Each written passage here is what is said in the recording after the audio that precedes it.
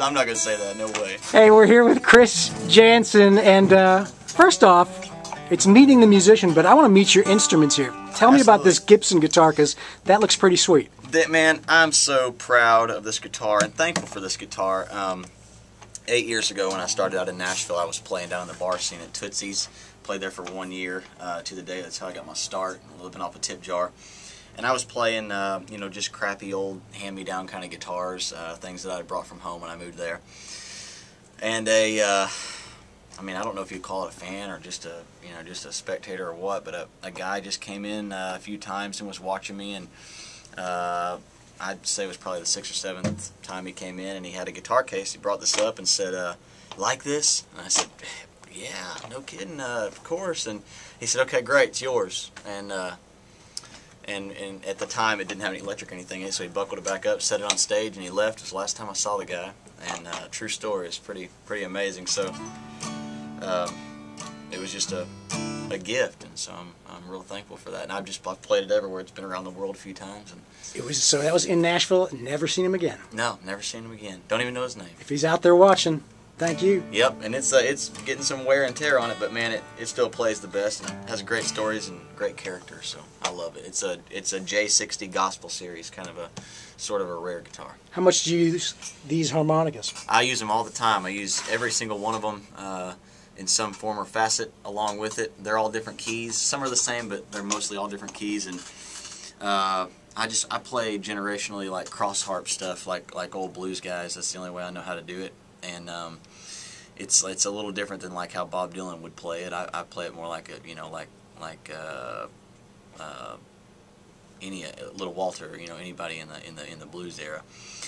And man, I picked that up because I wanted extra attention playing back to the bar scene. I wanted some extra attention to get people's captivation, and it seemed to work. So I love the one-man band kind of elements you can have. Yeah, I mean, with the harmonica. And you know, it's fun holder. to play with a full band because I can take it off the harmonica holder and stuff. But when I go out by myself, especially like on like visiting the station today, it just works great. You know, it's perfect, and you know, it's just one more feature you can add to your presentation. And I see the Nicky 6 pick there. Oh yeah, I hate to flip that one over because I don't think that would be good to show. But Nicky actually gave that to me at a Motley Crue show a few years ago, and it says some pretty trashy mouth words on the back of it. But he gave that to me years ago. I carry that around in there, and I spent a lot of time in and around the rock scene as a songwriter years ago, Los Angeles and all, and back and forth through Nashville. And so I was fortunate enough to meet a couple of those guys, and some of my, you know,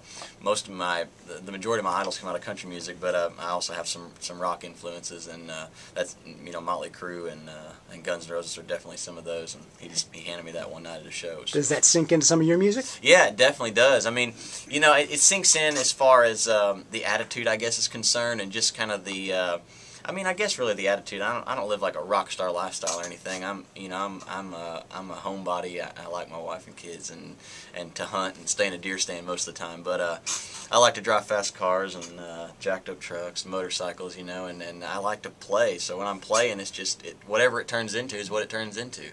Most of my influences come from just deep rooted old school country music. Man, I'm such a fan, and you know, I've generationally always loved things that are on the Grand Ole Opry, and so I just follow where my heart leads, and it's led in country music. You use a smartphone on the road? Yeah, well, I guess iPhone is a smartphone. I don't know how smart it is. I mean, What's your go-to app? My go-to app, this is going to sound so redneck, but it's Cabela's Rut Reporter for whitetail deer hunting. That's my go-to app. I check it just about daily, and I love the Weather Channel because I'm such an avid deer hunter, bow hunting mostly.